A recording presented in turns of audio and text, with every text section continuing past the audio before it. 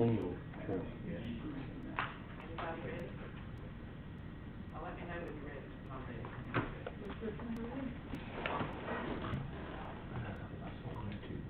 Okay, we're going to call this meeting to order. This is a special meeting of the Williston City Council that has been called by the mayor for the purpose of reviewing a community development block grant. It is July 13th, it is 6 p.m. Ms. Latricia, if you will please call the roll. Mayor Goodman. I am here. Council President Jones. Here. Vice President Robinson. Here. Councilmember Cox. Here. Councilmember Ross. Here. Councilmember Bullock, he's absent. City Manager Gorman, absent. Deputy City Manager Nelson. City Clerk Latricia Wright, here.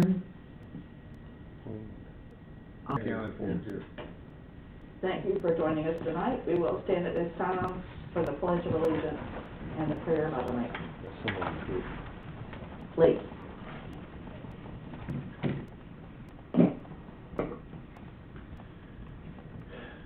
Lord, we thank you for the grace that you give our city in each and every day, for the protection that you have over us, for our police officers who defend and protect us, and for our fire department who work so hard for us.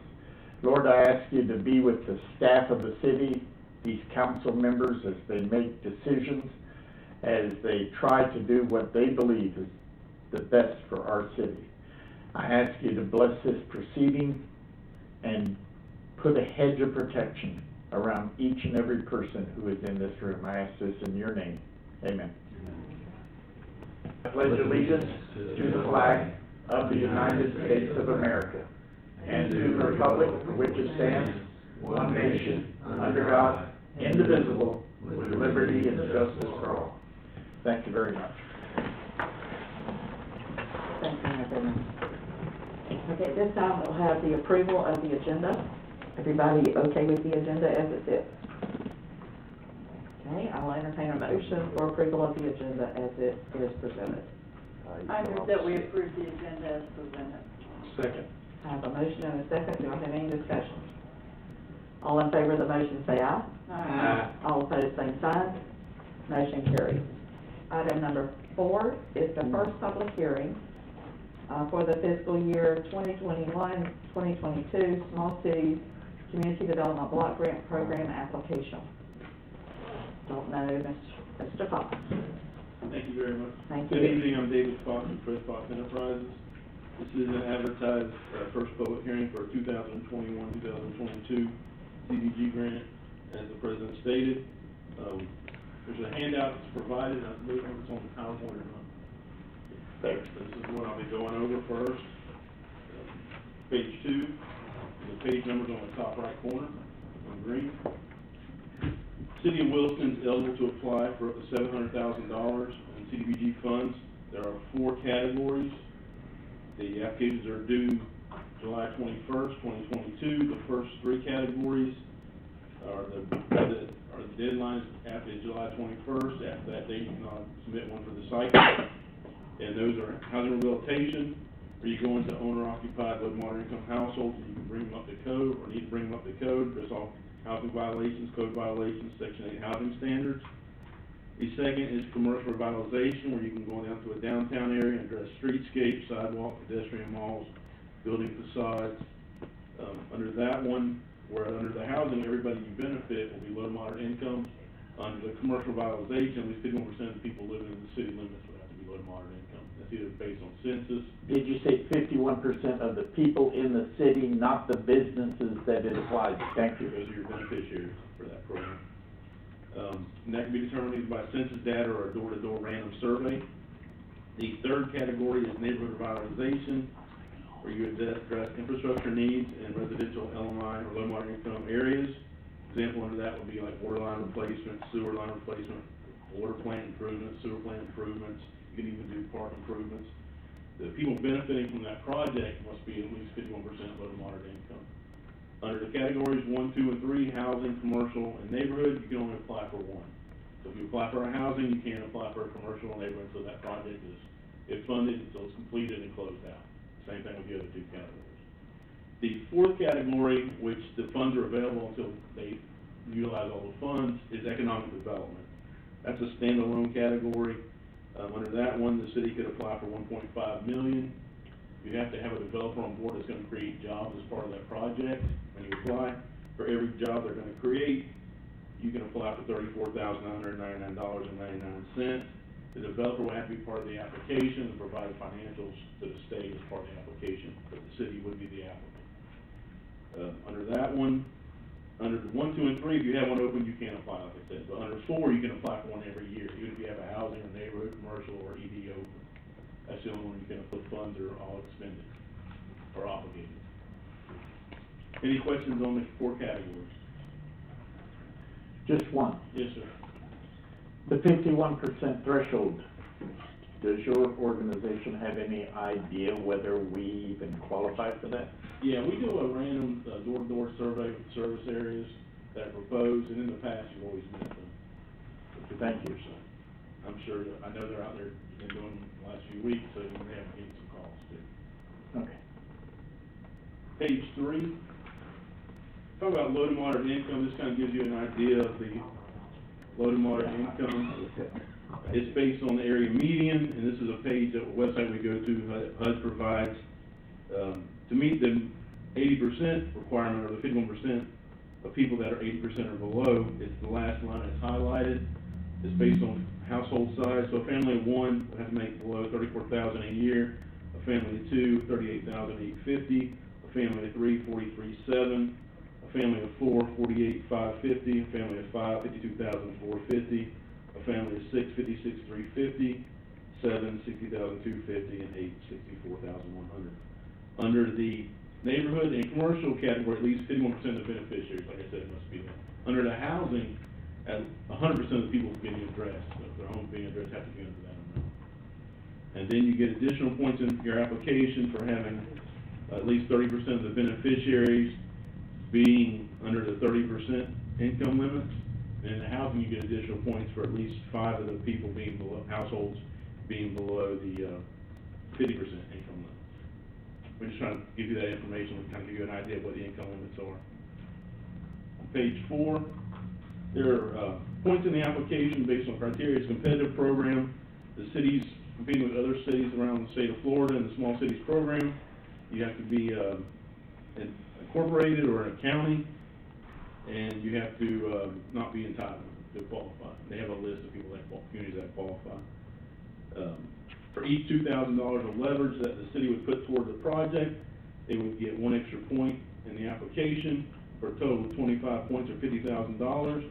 If the project cost exceeds the $50,000 of leverage, you can still put the leverage toward it, you just won't get additional points, but you're still required to meet all the leverage requirements to complete the project.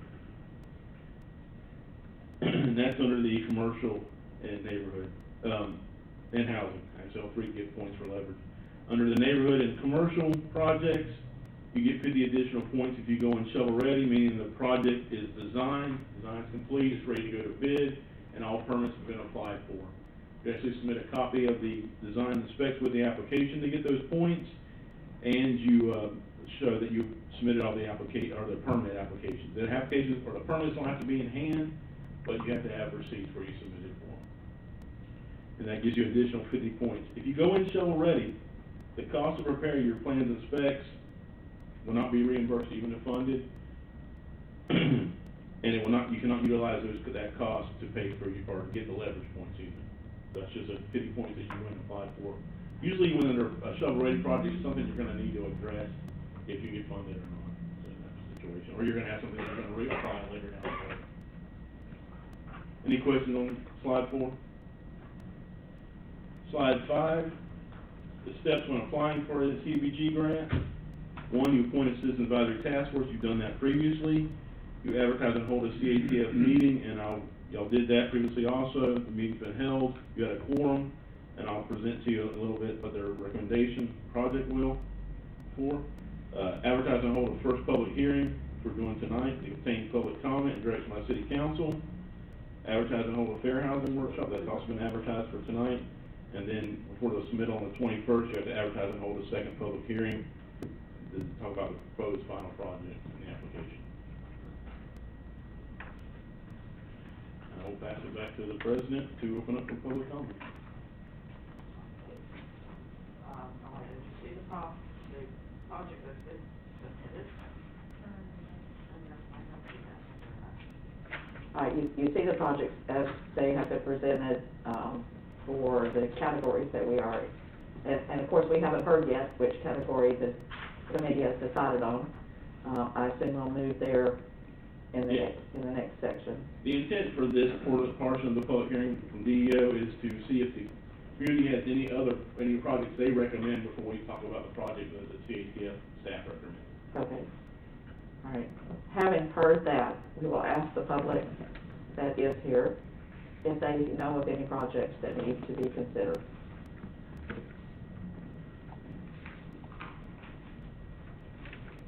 Our representative public tonight, please. Well, I came in late, I don't know what projects. That's okay, we haven't quite gotten there yet, but Okay, but I know what projects you guys already discussed.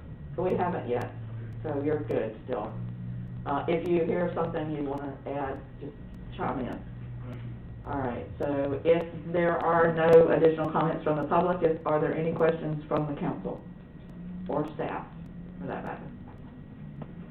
Okay, then are we moving to number 5, or is that still part of number 4? We're going to completely stay with number 4. Okay, We met with the CATF, Fred Fox met with the CATF, and they recommended the following project. It's a neighborhood revitalization project, and it would be to address sanitary sewer collection upgrades. First, it would address lift station number 4 rehabilitation, to include demolition, site work, installation of new lift station, installation of new manhole, restoration of driveways, and street improvements disturbed by the work. And that is at lift station number 4 located at 218 Northeast 9th Street. So that would be the sewer portion proposed in the primary project. Then also in the primary is proposed repaving of Southeast 10th Street.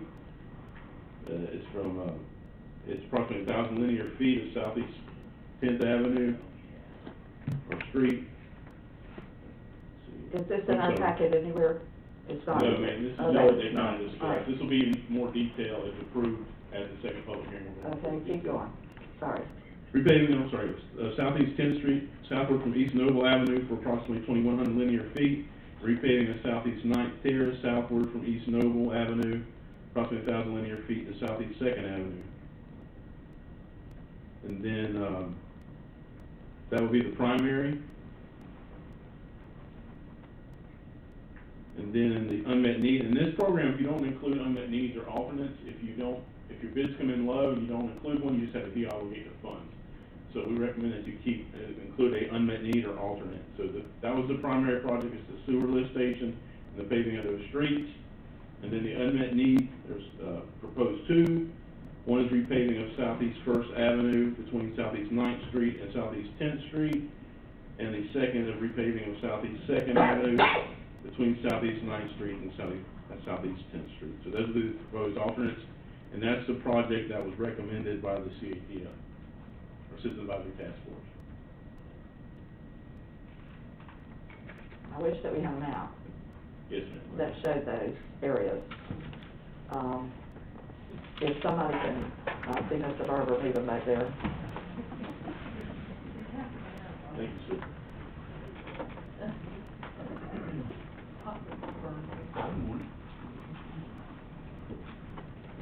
Look at you. I'm not gonna get too close to the guy. There's no highlight. I'm. Okay, so there's 4. Thank you. And so where's lift station number 4 on this map? The lift station number 4 is on the northeast side. Do we need to change maps?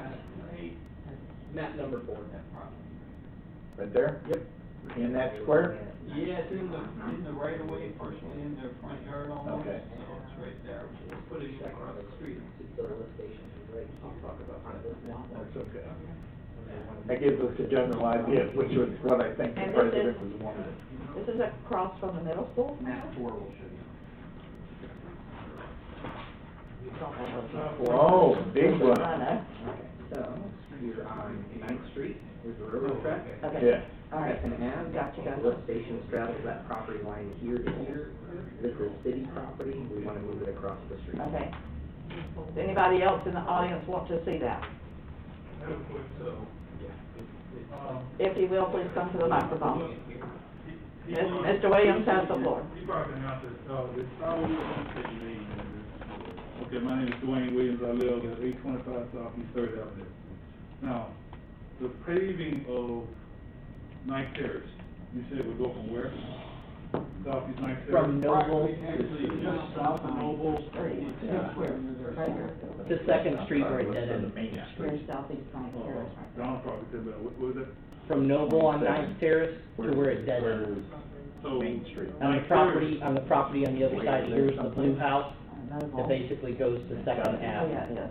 She showed us the railroad track. This is, I So think coming this off is of the railroad track. 27, which is Noble, I think the railroad track is right that's here. beside the Mexican store? It's not connected right now, so they're gonna connect it and put it through, Gotcha. and then they're gonna go down to Second Ave. So it won't come all the way down past Right me. here. No, sir. It'll come to Second Ave, which is the new house on the corner. Yes, sir. Okay, and then the other streets where. 10th Street is gonna go the same, it's gonna go all the way to Second. Okay, And then the supplementals are First First Ave and and third, Second Second Ave Ave. from Ninth Street back to 10th. okay. But that's northeast. Yeah, that's it. Well, I don't see a southeast 10th Street. Would you give us the streets again? Sure. Thank you, Mr. Donald. They're all southeast. They're all southeast. They are. different map. Ah, that's why we No can't wonder we can't find find them. them. Well, actually, this is the way. Here's Ninth Terrace. I see Ninth Terrace, there's Ninth Street. So here's 10th. This is, it's Oh, not it's not labeled. And Okay. Ninth Terrace is here, this is actually gonna go through. And this currently stops here. And then we're talking about the repaving from the Aves from here to here and here to here. Oh, so it's all in this block. Here now, from here to Second, here to Second, and then the supplementals are from here to here, and here to here. This is in really good shape, so we're not doing that. Yes, that is in good shape. Thank you very much. And Donald, one other last question, where was it, is it gonna be a new lift station put in? You're gonna, This will go through, which it does right now, from here to here. is it a new lift station? He can answer Yes, that. he is. Yeah, where's the new lift station? This gentleman right here is the engineer. Yes, we're gonna be abandoning, build a new one across the street on city-owned property next to the retention pond, build a new one, earth flows to that, and then abandon the existing one. I was just trying to figure out where it would be the location, where it's on, Ninth Street, 218. Northeast side. It's existing there now. It's right down the corner, I know what you're talking about, yeah. I like it. My dad's always been there to me. The lift station's in here. Yeah, they say they're moving it to this city-owned property here where they're sitting Also, here. there's a sign-in sheet going around, everybody, you gotta take the sign. Where did you put the signage? Alright. That's city property.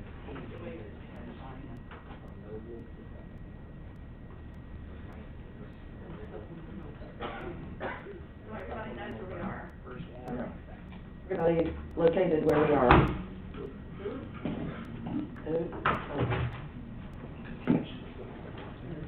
Madam President, Yes, ma'am. could you just give me the address again for the new lift station? 218, I believe it is, 9th Street. Northeast something. Northeast, 218 Northeast 9th Street. Thank you, Tom.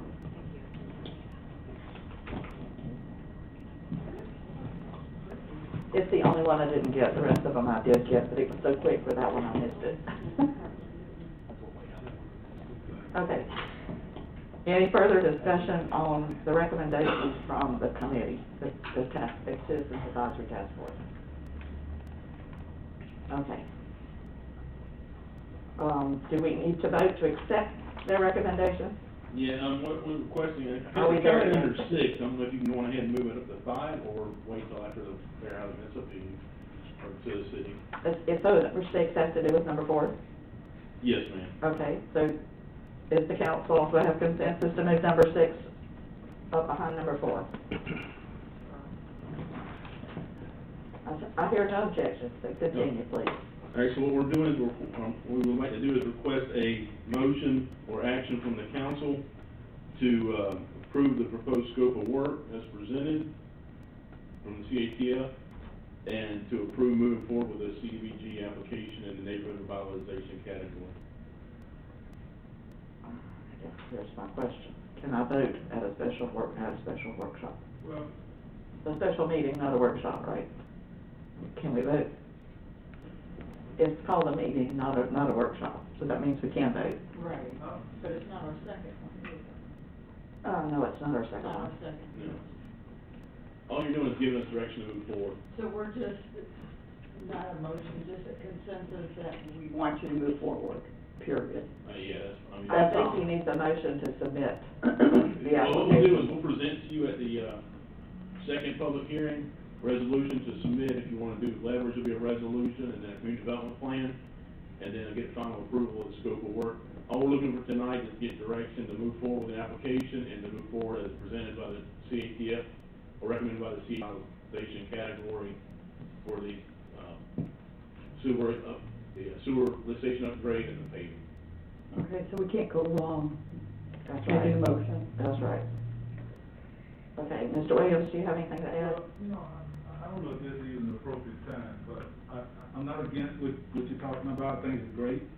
As a citizen, I actually live in that area, I live out on 30th Ave. And the concern I have as a citizen is the city's gonna be doing this, that maybe this is not the appropriate time, maybe I have to come back before the council. There's a lot of truck traffic, semi-truck traffic, and it destroys the roads. So if y'all gonna spend money to do this, I think you need to consider enforcing the signs that says no trucks. Is it on the truck Oh. traffic, is it on 8th? Night. Or is It it, is on, it's it in the is on neighborhood? 8th, 9th, 10th, 1st, 2nd, and 3rd. Matter of fact, the 4th of July day, when I came home from the parade, a semi had tore down the sign on 3rd Avenue that says no trucks. And the fender was in the road. I picked the fender up, I knew it was off a semi, I set it to the side and called them and put it in a work order. Right. And I just don't, I live out there. There's no sense, because the trucks destroy the road. Right. They call cracks in the road, you know, if you're gonna spend this kind of money, and you got signs out there, and I'm sure there must be an ordinance, you know, we need to eventually. And I think it's mostly for low-hanging trees and that sort of thing. I don't think it's mostly for road. It is for road compaction, he is correct. Is it for road impaction as well? They're not, the roads aren't rated back there for the weight, and it's actually caused water leaks as well. And I actually spoke to the police department on the corner of Ninth Terrace and Second Avenue, y'all know what I'm talking about? The erosion from the truck parking, they park on those back streets like they got a pass or permit. And if you're gonna spend that kind of money, I don't think you wanna do that and allow people just come along and tear it. Is it people who own the trucks that park there at night? Yes. That's what they're doing? It is so bad that people from other areas of the city park their truck there and go home because they Yeah. know that they don't get Yeah, complaints. okay. And I just think that there's something that needs to be considered, because I think it's great, I wish it was more street, but if you're gonna do this, please consider it. Okay, thank you.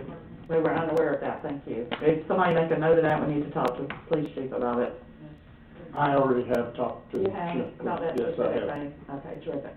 Thank you, I know Mr. Goodman, sorry. Okay, so we are looking for a motion for approval of the scope of work of the neighborhood revitalization category, as recommended by the Community Advisory Task Force. Be worded like that, or can we just move, I move that we move forward? Does that suffice? I think it needs to say all that. 'cause Yeah, it needs to say at least the neighborhood revitalization category and Oh, God. for the recommended project by the CAT. I move that we do exactly what President Jones just recommended. Because I wrote it down as he said it. That's the only reason I got it. I'll second that. Okay, we have a motion, we have a second. Do we have any further discussion from anyone? Anything to add, gentlemen? All right, all in favor of the motion, say aye. All opposed, say sign. Motion carries. All right, we're moving back to number 5, which if you're through, Mr. Fox, with that Yes, topic. ma'am, I'm done with the public hearing. Okay, we're gonna move then to the fair housing workshop presentation by Mr. Fox on behalf of Fred Fox Enterprises. Thank you. Once again, I'm David Fox with Fred Fox Enterprises. This is a fair housing workshop. There's no action required by the council. It's just for information purposes and also to give you points in an application. for the CDBG submittal. If you're funded, you'll have to do a fair housing activity quarterly. This is one of the possible activities you could do in the future too. Fair housing, equal opportunity for all, it's this handout with the brick front.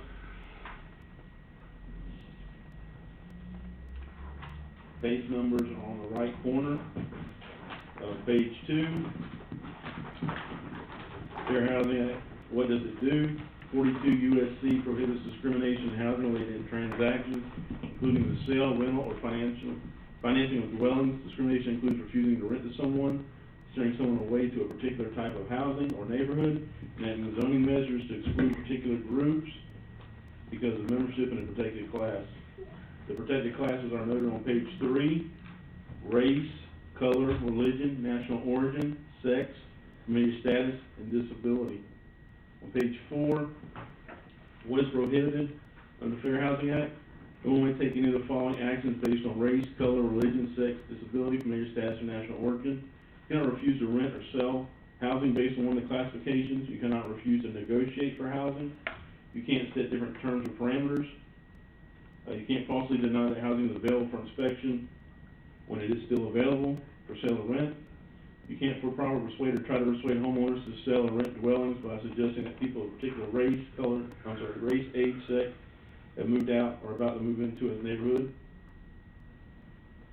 And deny any person access to membership or participation in any organization, facility, or service related to the sale or rental of dwellings.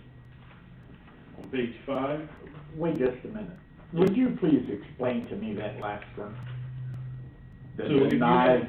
If you have an HOA, you can't deny somebody membership in your HOA or to be based on one of the classifications. Okay, that's what it's pertaining to.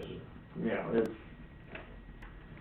service related to the sale or rental on dwellings. Does that mean if you can't have someone that's doing real estate do it? No, if you can't discriminate against you can't go against the Fair Housing Act if you're a licensed realtor. Right. Okay. HOA. HOA also, yes, but it falls for realtors also.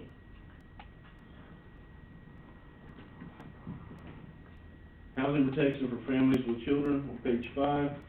It is unlawful to discriminate against a person whose household includes one or more children who are under 18 years of age. That falls under the familiar status, which one or minor children live with a parent or legal custodian. There's a couple exceptions to that. Some communities are classified as 55 and older or 62 and older. They could actually do that and not fall under familiar status. Page 6, additional protection if you have a disability. If you have a physical or mental disability, including hearing, mobility, or visual impairment, cancer, chronic mental illness, or HIV, that substantially limits one or more major life activities, or even if you're regarded to having such a disability. You cannot refuse to let someone make reasonable modifications to your dwelling at your expense, and a landlord may permit changes only if they agree to restore the property to its original condition when you move.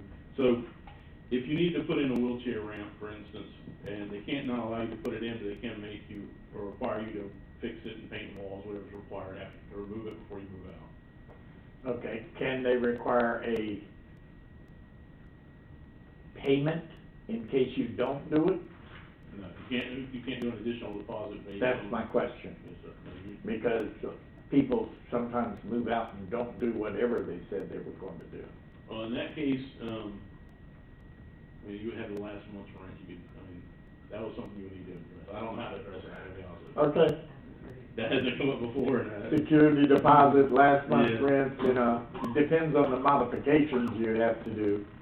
It can be insufficient. even if, instances with a no pets policy, you must have allow visually impaired tenant to keep a guide dog.